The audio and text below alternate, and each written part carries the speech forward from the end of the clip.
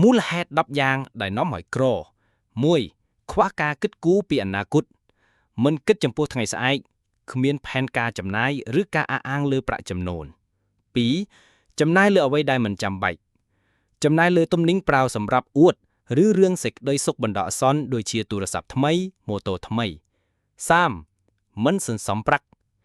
ប្រើប្រាក់ទាំងអស់នៅពេលមានដោយមិនគិតរក្សាទុកសម្រាប់បញ្ហាផ្សេងៗ 4. គ្មានការអប់រំគ្រប់គ្រាន់ដោយសារខ្វះជំនាញឬសញ្ញាបត្រអ្នកមិនអាចរកការងារល្អបាន 5. ជឿលើសំណាងជាងការព្យាយាមធ្វើការត្រឹមត្រូវសង្ឃឹមតែឆ្នោតឬសំណាងជួយដោយមិនព្យាយាមធ្វើការត្រឹមត្រូវ 7. ខ្ចីប្រាក់បែបមិនគិតខ្ចីប្រាក់ច្រើនសងអត់អស់សំណងផ្ដាច់សំណងយកពីកន្លែងមួយទៅសងកន្លែងមួយ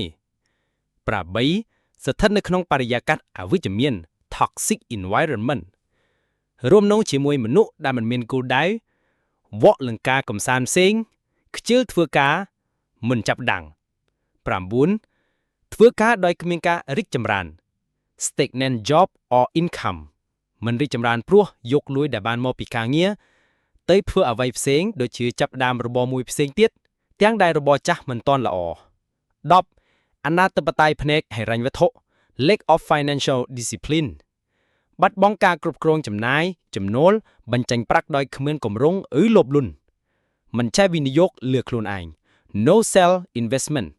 មិនចំណាយពេលឬប្រាក់ដើម្បីបង្កើនចំណេះដឹងជំនាញឬសុខភាពផ្ទាល់ខ្លួនអត្ថបទស្រាវជ្រាវដោយ Money Mindset កតិនៃប្រាក់